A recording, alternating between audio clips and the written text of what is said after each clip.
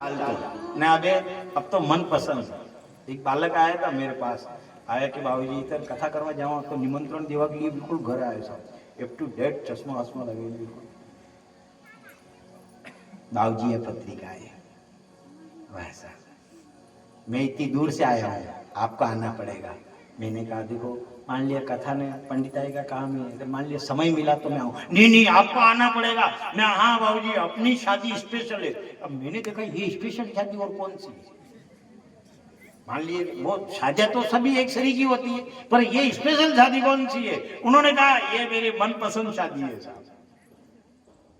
मैंने पसंद करी लड़की और लड़की को मैं पसंद आ गया और उसके बाद हमारी शादी एक अलग ही शादी होगी और आपको आना पड़ेगा। मैंने कहा ठीक है साहब। और पत्रिका आई, पत्रिका दे करके और वो चला गया। अब मान लिया वो तो मैं तो जा ही नहीं सका शादी में, विवाह में जा ही नहीं सका। और 6 महीने हुए और फिर मिला वो, तो माथे पर टोपी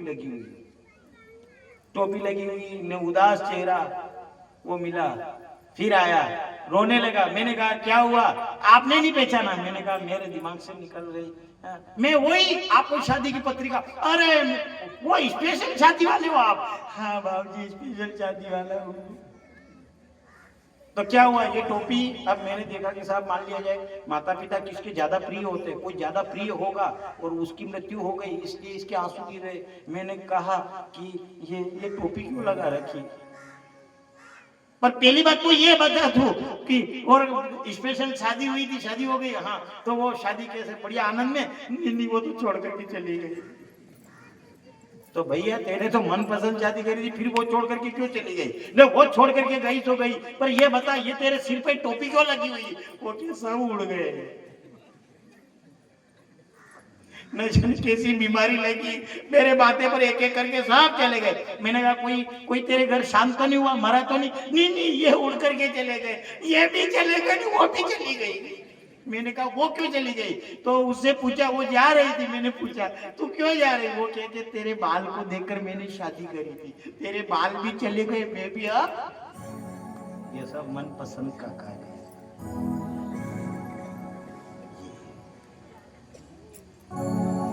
इधर जब दुस्सा मुनि को ले गए और दुस्सा मुनि से जाकर के भगवान विष्णु ने कहा कि आप पहले देख लीजिए, दरिद्रता थी, ज्येष्ठा थी वो उन्होंने कहा कि आप देख लीजिए, उसके बाद में जाकर के आप विवाह करना। अब जैसे ही वो गए उनको लेकर के, और जैसे अलक्ष्मी जो दरिद्रता जो थी उसको देखा, ज्येष्ठा को देखा, देखते ही दुस्सा मुनि ने कहा कि मैं विवाह करूंगा। उन्होंने जाकर के भगवान विष्णु को तो विवाह करवाना था, जो विवाह करवाया और विवाह करवा करके आगे तो दुस्सा मुनि आए, पीछे के पीछे वह दरिद्रता आ रही थी। जैसे ही दुस्सा मुनि के आश्रम पर यज्ञ हो रहा था, उस यज्ञ को देखा, आपको मना कर दिया उसने, अंदर आई नहीं। ये क्या हो रहा है, ये यज्ञ हो रहा है। इधर उसने कहा मैं दरिद्रता हूँ, ये ऐसा कार्य नहीं होगा, या तो इनको रखो या मुझे रखो, ये सब यज्ञ बंद करो।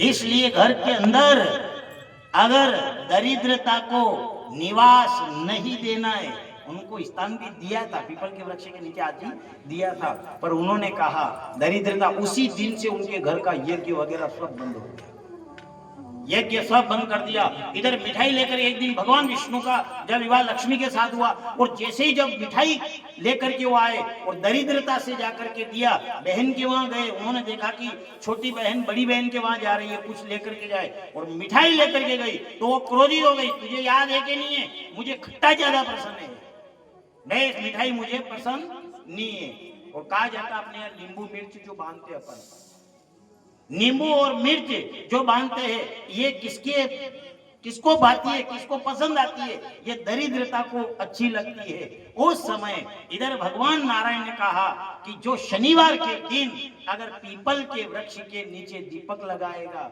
उसके घर में लक्ष्मी निवास करेगी, साक्षात मेरा निवास उसके घर के अंदर रहेगा। इतने में तो दरिद्रता आ गई, मैं कहां जाऊं। उन्होंने कहा तू रविवार के दिन रहना, तेरा निवास रविवार के दिन पीपल के अंदर होगा। उन्होंने कहा ये एक स्थान हमारे लिए कम पड़े, और भी चाहिए। उन्होंने कहा तेरा निवास और स्थान देता हूं, जिस घर के अंदर रात को झूठे बर्तन हो और जो स्त्री सो जाए वहां तेरा निवास रहेगा। दूसरी एक और, जो स्त्री दिन में अगर सोती है उस घर में भी तेरा निवास रहेगा।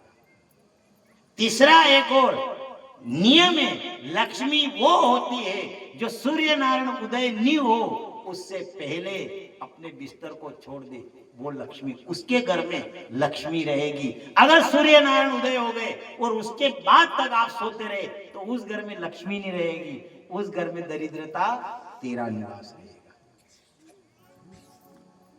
इसलिए दिन में माता बहनों का सोना भी गलत है। दूसरी बात एक और है कि जो खुले बाल रखेगी उसके घर में भी दरिद्रता निवास करेगी। ये इतने स्थान दरिद्रता को उन्होंने दिला है। जो माता बहने, पहली बात तो ये है समय पे सो और समय पे उठो। हाँ, एक बात और है, मान लिया आपातकाल मर्यादा नास्ती, आपातकाल जो अगर हो तो उसमें मर्यादा नहीं रहती। वो आपातकाल क्या है? आपातकाल ये है कि आपके मान लिया पूरी रात का उजड़ का है, जगेरा है, आप नहीं सोए तो आप दिन में सो सकते हो। पर कोई कोई तो माता बहन ऐसी है जो जैसे भोजन बनाया और भोजन किया ना उसके बाद वो दी, उसके घर में धीरे धीरे बरगद भी चली जाती है। उसका पति भी कहीं से आता है, कहीं से बाहर से आता है, तो वो भी आकर के कुछ नहीं करता है। वो जैसे सोती हुई देखता है तो पहले अपने माथे को मारता है। और ये भाग्य है साहब, ये भाग्य कौन बनाता है? भाग्य मेरा भोलेनाथ बनाता है। माथे के ऊपर मारता है। पत्नी घर की लक्ष्मी होती है, पत्नी घर की लक्ष्मी होती है। अगर पत्नी सुयोग्य है तो लक्ष्मी निश्चित है कि उसके घर के अंदर निवास करे। ये नियम बताया गया। आपके यहाँ ब्याह शादी होती है, पंडित जी बताते हैं, पंडित जी कहते हैं एक तो अकारण हंसी करना गलत है, बार बार हंसना स्त्री के लिए गलत है, नियम नंबर 1। दूसरे, खिड़की के अंदर से झांकना भी गलत है। 2, पति की आज्ञा का पालन करना, ये भी उसका नियम है। ये जहाँ जहाँ फेरे होते, भावरी होती है, ये कब? ये भोलेनाथ की ही कथा है। वो भोलेनाथ की विवाह की कथा में पहले कोई भी पंडित आपको जब जो विवाह करवाएगा वो भोलेनाथ की ही कथा का श्रवण करवाएगा। जिस प्रकार जो नियम का पालन भगवान भोलेनाथ ने किया है वही नियम हमारे लिए, वो वचन लिए जाते हैं। अच्छा, एक वचन तो ये नंबर 1, ये इनके वचन है। जहां तक पति आज्ञा नहीं दे वहां तक पत्नी पति की आज्ञा के बगैर नहीं जाए। अच्छा, दूसरी बात, ये तो पत्नी का नियम है, पति का भी तो नियम होता है। पति का नियम ये है कि पहले जो भी कमाई करके लाए, जो पैसा आया उनके पास, सबसे पहले वो पैसा वो पत्नी को दे, पत्नी को दे। उसके बाद में, और देने के बाद ऐसा नहीं है कि आज शाम को मंडी से आए ने शाम को पैसे दिए, ने सुबह उठकर के दे, ले साहब वो रात को पैसे दे, सब दे। अब सब दे तो क्या है? धीरे धीरे लेना।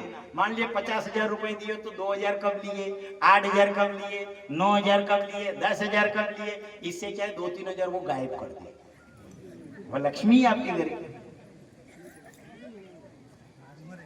अब फिर मान लिया आप हिसाब किताब भी मिलाओ, आप हिसाब देखो, ये लक्ष्मी कभी ले नहीं जाए, पर ये क्या है? ये इमरजेंसी के लिए, कभी कभी आपातकाल समय आ जाए। आप पूछो भी सही, बहुत घरों में तो ऐसा होता है, मान लिया पति थका हुआ आया और वो सो गया, वो जो उसका कुर्ता है, मान लिया शर्ट है, वो उसने खूंटी के ऊपर टांग दिया, वो सो गया। पत्नी गई जैसे ही धोने के लिए और संभाला, 1,000 रुपये पड़े, उसने निकाल करके वो, अब वो जैसे ही उठा देखे कुर्ता धो दिया, हाँ कपड़ा वो शर्ट धो दिया हो, हाँ, तो उसमें 1,000 रुपये थे नहीं, 1,000 रुपये थे, हाँ, तो आपने घुमा दिए। वो, अरे घुमा नहीं दिए, मेरे जेब में पड़े हुए थे। तो ये क्या किया आपने? वो 1,000 रुपये का नुकसान कर दिया। अरे नुकसान नहीं किया, मैं तो ये मालूम नहीं है कि चोल्डी थने निकाल लिया पैसा। एक तो चोरी और ऊपर से क्या ऐसा नुकसान किया आपने? क्या 1,000 रुपए का नुकसान करके आ गए तुम? वो पैसे ऐसे ही करना? अरे नहीं मजाक कर रहा, मैं तो दिमाग में नहीं कि पैसे थे ही नहीं, काय का नहीं था, पैसा तो सब गायब किए है। नियम भी है, ऐसा नियम भी है। स्त्री के लिए नियम है, पति के पत्नी के लिए जो नियम है वो पति के लिए, पति जैसे आए जो भी कार्य करे, पहली बात तो यह है, मान लिया यात्रा भी करे, जैसे कि यहाँ बैठे ये, तो ये नियम है। जो भी अच्छा कार्य है, पत्नी ने कहा जो भी काम आप अच्छा करोगे तो आपकी मैं अर्धांगिनी बन करके बैठूंगी और वही फल लगेगा। यात्रा करने के लिए अपने एक बात और समझा तो नहीं कहनी चाहिए, पहली बात तो बोलना अपने कुछ पिए तो को नहीं पिए, यहाँ तो नहीं पिए वैसे, पर एक ध्यान रखो, यह बात करनी बोलनी को नहीं, अपने ज बातें करनी है। कभी कभी मान लिया जाए पिए तो हाथ पकड़ लेना, नहीं पिया दूंगा, वो कहे तूने और मेरा हाथ पकड़ लिया, उनसे कहना गंगा की सौगंध खाकर कहती हूँ मैंने नहीं पकड़ा, ये पंडित जी ने हाथ पकड़ाया हुआ है, मंत्र द्वारा है, ये आपको नी पीने दूंगी। वो और फिर अपने मान लिया हाथ पकड़ो तो ऐसा नहीं, उनको उदाहरण देना कि वो कहेगा साहब मेरा और तूने हाथ पकड़ लिया, उन्होंने कहे उससे कहना कि मैंने नहीं पकड़ा, ये पंडित जी द्वारा हाथ पकड़ाया गया है, और अगर गलत हो तो फिर उनको साक्षी भी देना, आप कुछ भी करो मैंने पकड़ लिया, नहीं छोड़, ये आपका नहीं है, ये आपका नहीं है, ये मेरा है और मैं पीने नहीं दूंगी, बिल्कुल जोर से पकड़ लेना, चाहे भले भी दूसरी बार कथा करवा वही कोई का घर में लड़ाई भी ये तो समझते हैं। पर एक बात तो है, और वो अगर कह दे कि तूने मेरा हाथ पकड़ा, ये मैं हाथ नहीं पकड़ रही हूं, ऐसे लक्ष्मी ने भी भगवान विष्णु का हाथ पकड़ा था।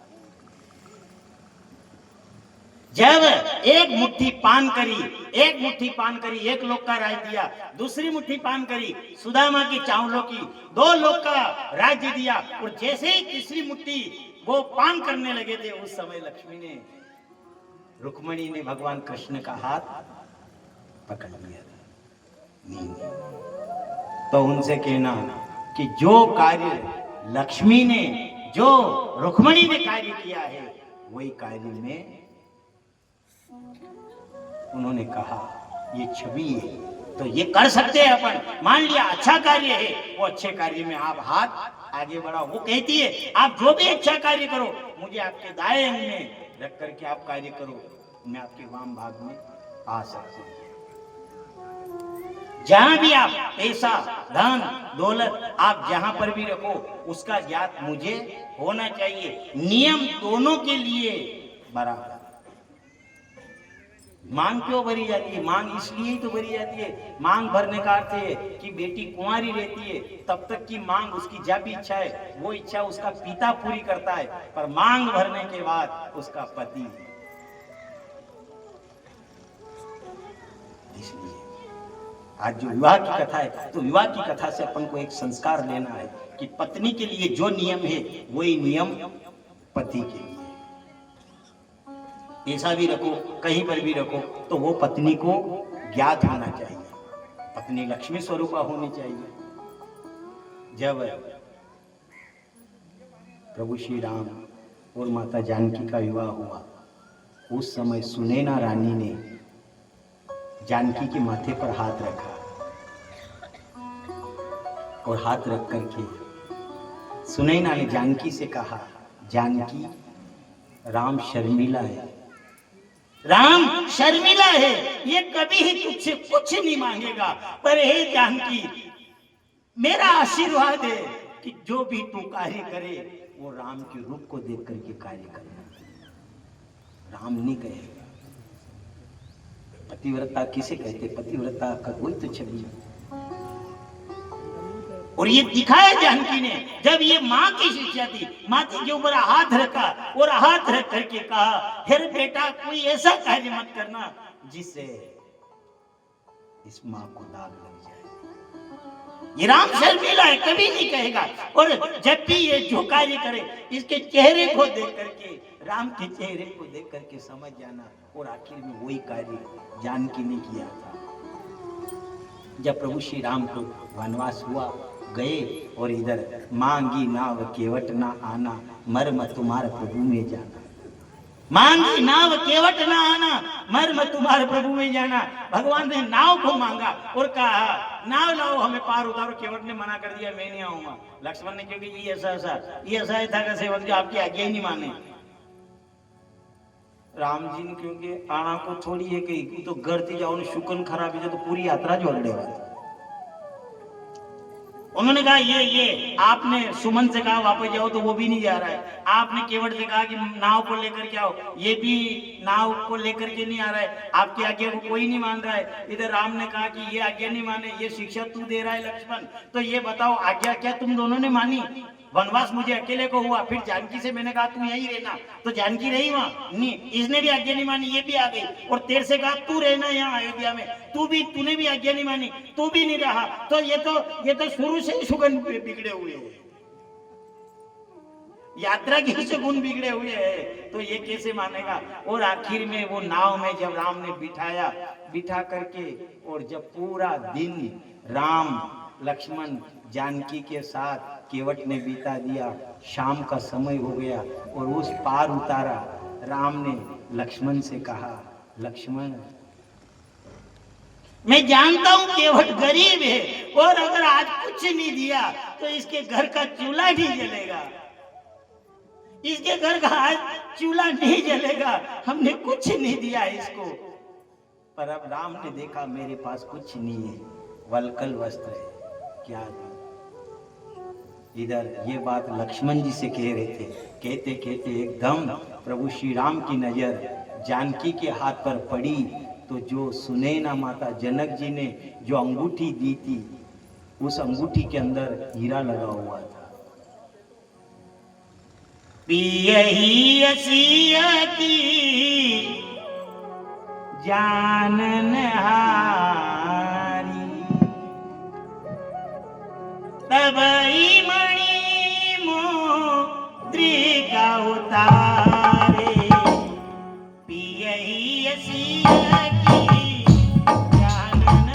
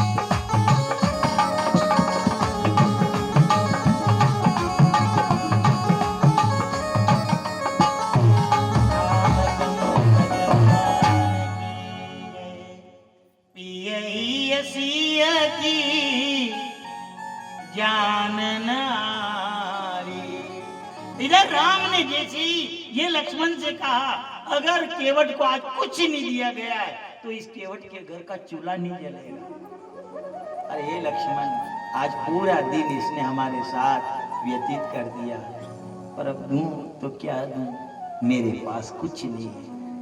और राम की नजर जानकी की उंगली पर गई, पर राम ने देखा अगर जानकी से मैं आज ये मुद्रिका मांग लूं तो मेरे रावला को दाग लग जाएगा, क्षत्रिय धर्म को दाग लग जाएगा। ये पिता ने दी थी, वो भी अंगूठी इन्होंने मांग ली। और जैसे ही जब उनकी दृष्टि जैसे ही जानकी की उंगली के ऊपर गई, जिसमें वो मणि मुद्रिका थी, उसके अंदर मणि जुड़ी हुई थी, करोड़ों रुपए की मणि थी। की जाननहारी, जैसे प्रभु श्री राम के मन की जान करके और माता जानकी ने वो मणि मुद्रिका उतार करके राम को दे दी। ये क्या, ये पतिव्रत धर्म है। अरे अतरी मणि मुद्रिका नहीं उतारा तो मान लिया जाए ज़्यादा ठंड लागी रही ने पति स्नान करे पानी गरम કરીને रखी तो लस आया गालती पानी में स्नान क्यों पतिव्रत है। मान लिया पति खेत की आया दफोरा आया तो कई के लिए आया, चाय के लिए जाया। अब मान लिया गया अच्छा नहीं ये टेक्निकल करीन देखियो जैसे 2 बजे जो आया ने एक धम थी दरवाजो आवाज लगी मुकेश मम्मी है। अति देर में तो मम्मी दरवाजे खोलेगा ना तो चाय को कप पिया रसा ये चाय का कप एक हाथ में तो पानी की लोटी और दूसरा हाथ में चाय वी केगा मुकेश का बाबू जी वाह वाह लक्ष्मी वाह वाह इतना तो बन सकते हैं। की जानन हारी जैसे राम की जान करके और जो मणि मुद्रिका उतार करके राम के हाथ में दी और राम से कहा ना ये लीजिए और ये केवट को दे दीजिए। इधर लक्ष्मण ने कहा, केवट ने देखा राम की ओर देखते ही रह गया। केवट ने देखा तो इधर लक्ष्मण ने कहा अरे केवट ले लो तुम्हारे घर का चूल्हा भी जल जाएगा और तुम्हारा मकान आलीशान महल बन जाएगा। ये ले लो इसमें करोड़ों का हीरा लगा हुआ है। केवट रोने लगा उस समय, आंख में आंसू आ गए केवट के, रोने लगा, कहा मैं गरीब हूँ हे भगवान मैं गरीब हूँ, मुझे आप कह रहे हो सही है कि मेरे घर का चूल्हा नहीं जलेगा ये भी मानता हूँ, पर हे राम मैं गरीब जरूर हूँ पर मैं नीच नहीं हूँ। आप वन को जा रहे हैं मैं कैसे आपसे ये मुद्रिका ले सकता, नहीं लूंगा, मना कर दिया। ये जैसे इस समय आप मुझे देने लगे ऐसे आगे आपके काम आएगी। और उस समय भगवान की आंख से आंसू आए जिस समय माता जानकी का हरण हो गया था और हनुमान जी पता लगाने के लिए जा रहे थे। उस समय कहा मुझे कुछ निशानी दीजिए। भगवान राम ने वो मुद्रिका उतारी और जब देने लगे हनुमान को उस समय राम रोने लगे, आंसू आ गए राम की आंख से। क्यों? जानकी के विरह में आंसू नहीं आए, जानकी का हरण कर लिया इसलिए राम के आंख में आंसू नहीं आए। आंसू इसलिए आए मैं जानता था कि मैं अपने भगत का ध्यान रखता हूँ पर मेरे भगत भी कितने महान है जो मेरा ध्यान रखते। आज मेरा केवट ये मुद्रिका नहीं देता तो मैं जानकी को निशानी के हेतु हनुमान को क्या देता। ये छवि है, ये छवि ये हमें कथा सत्य मार्ग पे जाने का रास्ता दिखाता है। और राम से भी अगर जुड़ना है तो भी राम से जुड़ने से पहले भी मेरे महाकाल बाबा से जुड़ना पड़ेगा। कार्य ऐसा करना, कर्म ऐसा करना जिससे हमारे घर के अंदर मर्यादा बनी हुई रहे। इधर ब्रह्मा जी नारद जी को ये शिव पुराण की कथा सुना रहे थे। ब्रह्मा जी ने नारद जी से कहा 4 चीजें ऐसी हैं जो बेटी के वहां नहीं देना चाहिए। 4 चीजें ऐसी है जो बेटी के वहां आप दहेज में सब दो लेकिन वो 4 चीजें नहीं देना चाहिए। और वो 4 चीजें हैं, एक तो झाड़ू, दूसरी सुई, तीसरी छन्नी और चौथा अचार। ये नहीं देना चाहिए।